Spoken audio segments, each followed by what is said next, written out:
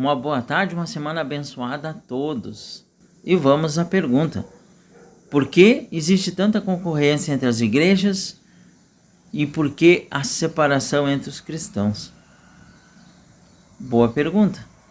Infelizmente, nos dias atuais existe muita ideologia cristã e as pessoas se apegam a essa ideologia, assim como se pegam à placa. A placa ela só tem uma finalidade: identificar a igreja, tá? A palavra que se pega é a mesma, pelo menos é para ser.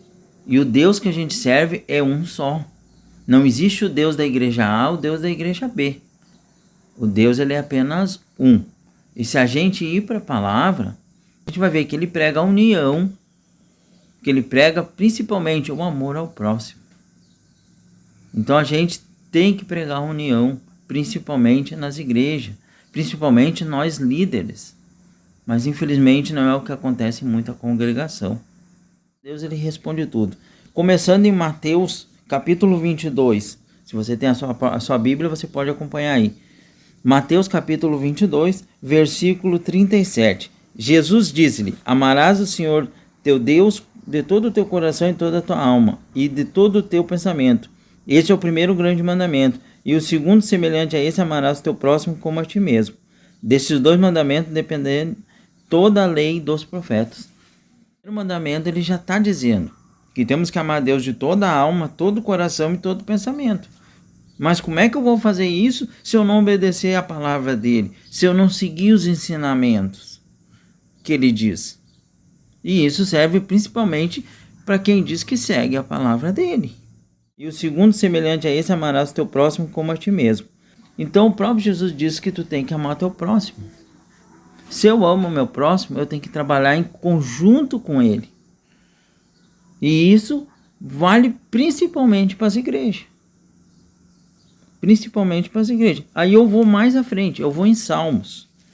Como eu disse, a palavra de Deus, ela explica tudo. Em Salmos capítulo 133, versículo 1, diz assim: quão bom e quão suave é os irmãos vivam em união. Versículo 2: e como óleo precioso sobre a cabeça, que desce sobre a barba de Arão, e que desce sobre a orla de suas vestes. O nosso Deus, ele diz que a união deve prevalecer. Que a placa é apenas uma identificação da igreja. E como tal, ela deve prevalecer apenas como identificação. Quem é cristão, independente a igreja que ela frequenta.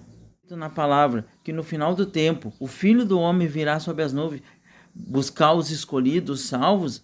Ele não vai pegar só de uma igreja, ele vai pegar todos os salvos, da igreja A, da igreja B, da igreja C.